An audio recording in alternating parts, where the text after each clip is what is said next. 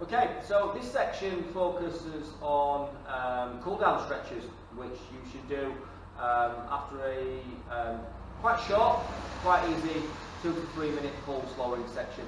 Now the focus with the cool down stretches is to aid the cooling down of the body, but also the relaxation of the body and mind after exercise, but also as well to start actually maintaining or even developing someone's flexibility. Okay, so one of the key differences here as opposed to the warm-up prep stretches is that where possible these should be done on the floor. Now what that does, this then helps with the relaxation process. It also allows clients to overload their body whilst also likely being a little bit tired and maybe a little bit weak after their main session. Okay, so the first two muscles that we're going to stretch in this cool down stretching section is the calf muscle, so the gastrocnemius, but also the hamstring muscle, the muscle at the back of the upper leg. So what we're going to do first of all is just focus on maintenance stretching, which is stretches that we hold for approximately 10 to 15 seconds now, but only ever really take to what we call point of tension and nothing much more than that. Anything more than that becomes a developmental stretch, which we will look at a little bit later. So in terms of the calf or gastrocnemius stretch, what we do is position ourselves onto the floor, placing both legs out in front of our body. Support the upper body with our hands by the side before then placing one foot onto the other. What we then want to do is to try to point the heel of the front straight leg forward whilst using the top bent leg to pull the toes backwards, therefore placing the ankle into dorsiflexion. Keep the upper body nice and upright, keep the shoulders back, chest proud, eyes in front and stomach engaged. As mentioned, we hold that for approximately 10 to 15 seconds before releasing and changing legs.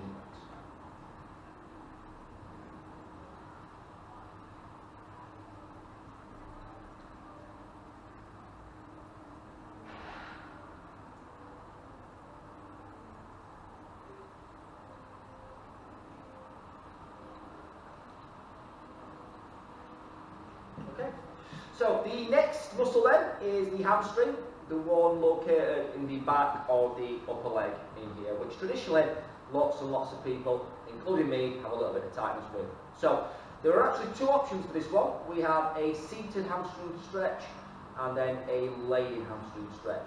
So for the seated hamstring stretch, what we do is again position ourselves on the floor with our arms by the side supporting the upper body. Again, both legs initially are out in front. This time though, we keep one leg straight before bending the other one in towards the body here.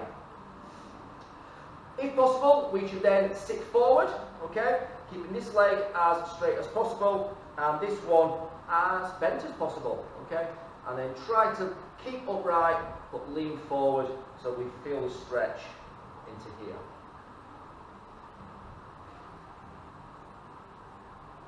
Again, just because we're trying to maintain this stretch, we hold this for approximately 10 to 15 seconds before then changing legs.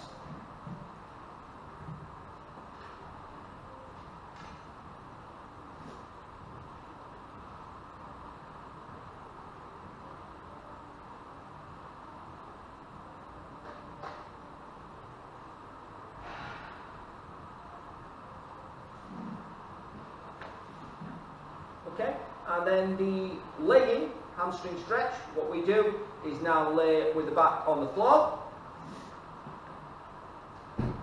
Initially, we're now going to have both legs bent before placing one out in front. Keep the head down, shoulders down, back down and hands down, and then slowly, very, very slowly, raise this straight leg as high as we can. The key thing is try to keep our hips down and the legs straight. If need be, we can place our hands on this hamstring to support it slightly. If possible, pulling it a little bit further forward if we can. After 10-15 seconds, Slowly lower that leg before changing sides.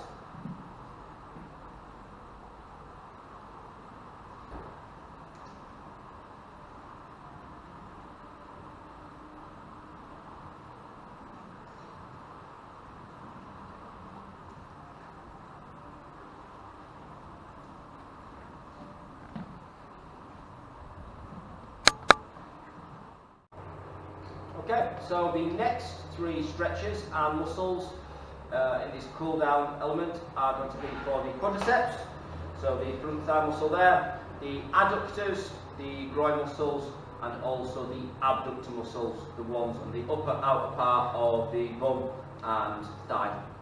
So initially we're going to look at the quadriceps. So what we need to do here is position ourselves actually on our side. We can make a cushion with our arm, if need be. We then need to make sure we have a straight line that runs through ankle, knee, hip and shoulders, before then pulling the heel of the top leg towards our bum. We can then reach around for our laces and then push our hips forward, keeping our knees down.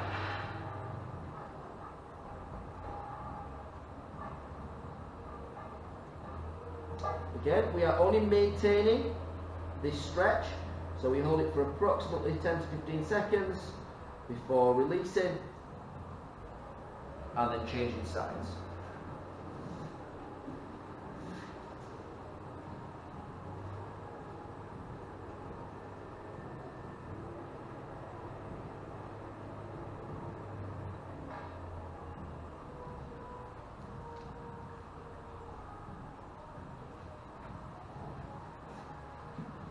Okay. The next stretch then is for the adductor muscles, so the muscles on the inside of the thighs or the groin. So what we do is sit upright and position ourselves so that the soles of both feet are close together with our heels as close to our body as possible. From there, sit nice and upright, and if need be, use our elbows to push our thighs as low as we can. Keep the chest up, keep the shoulders back, and eyes in front.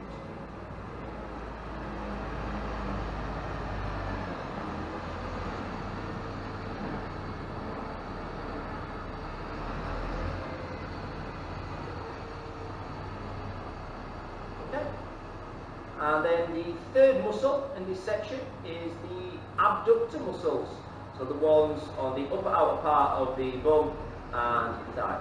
So for this, what we need to do is again stay seated, but largely upright.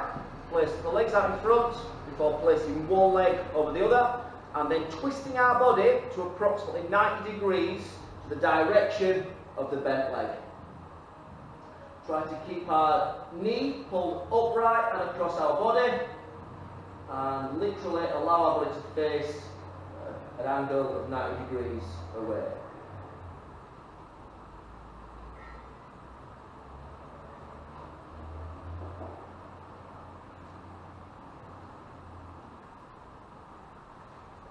When finished, we can change legs.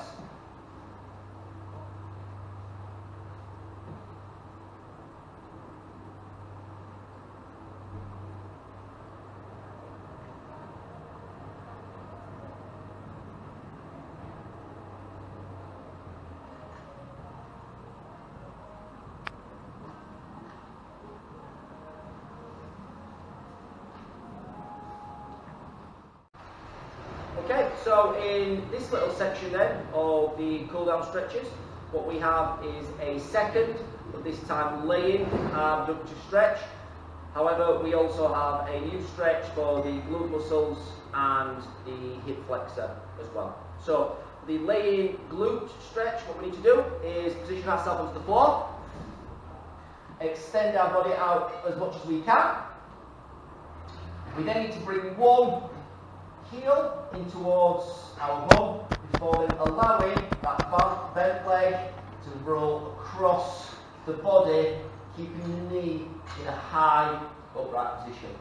The hands can then stretch out the side to put our body into the position of a T, hence its name, the T stretch.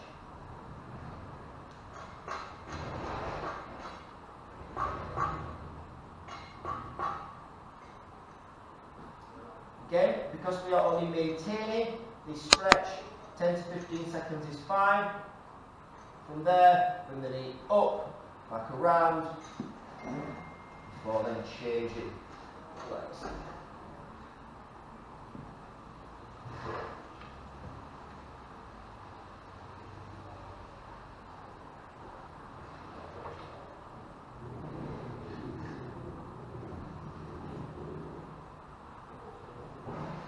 Okay, from there we then have a stretch for the glute maximus muscle, which again requires us to lay onto the floor. Again, both legs are straight. This time, again, we bring one heel towards our body, but this time what we do is pull the knee further in towards the body with the hands on the leg, pulling it towards the chest as much as possible.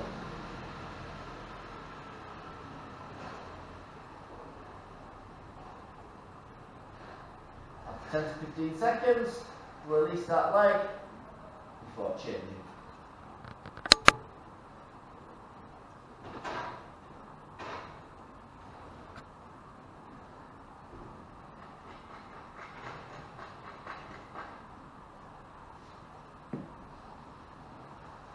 And then the third and final stretch in this section is one for the hip flexor, which is actually the same as the one as we used in the warm-up. So we can start on the floor position, push one leg out in front, make sure our toes, knee and hip are in a straight line, with our back knee positioned behind our hip, push forward and really emphasise this stretch in here. Keep the shoulders back and chest proud, lean back a little bit if need be, if it helps.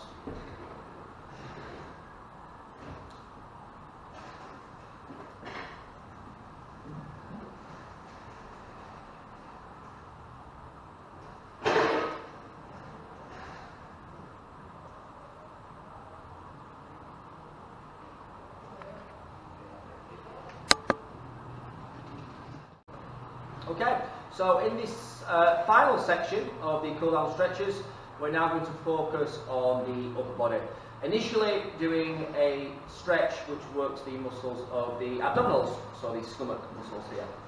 So what you need to be is onto your knees, with your knees approximately underneath your hips, with your hands down onto the floor in front. So we have a nice strong square shape there.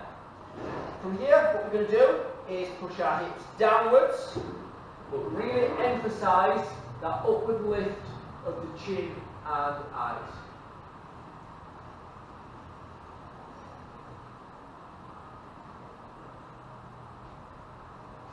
From there, bring the chin down and raise the hips back to normal. From there, for the lower back, the erector spinae, what we're going to do is now do the opposite movement. So we're now going to lift the hips and the back before tilting the head down and underneath the body. Push as high as we can, so we try to create a high rounded position at the back.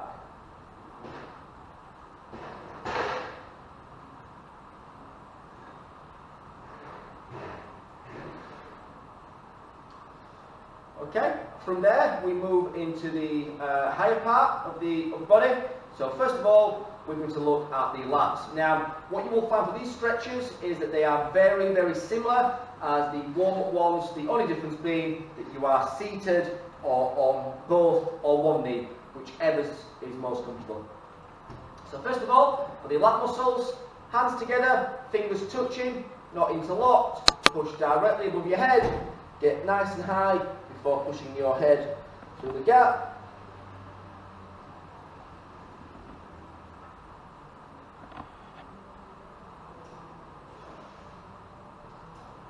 For the trapezius muscle, bring the hands down in front, push out in front, but this time tilt the head down into the gap.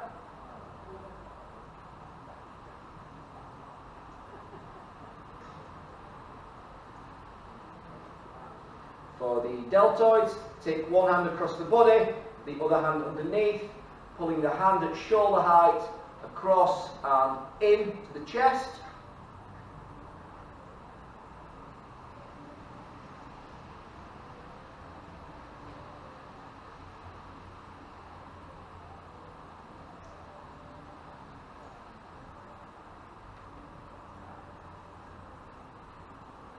For the pectorals, put both hands into the small of the back before pushing the chest up and out, and shoulder blades together behind the body.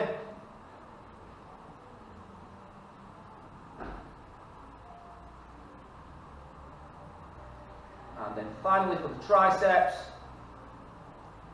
elbow up and nice and high, other hand underneath the head but pushing the elbow to as high as we can, with the fingers on that high elbow touching the back of the shoulders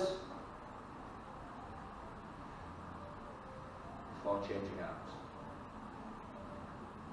Again, remember that all these stretches so far have been maintenance ones, so we literally hold them for 10 to 15 seconds before releasing.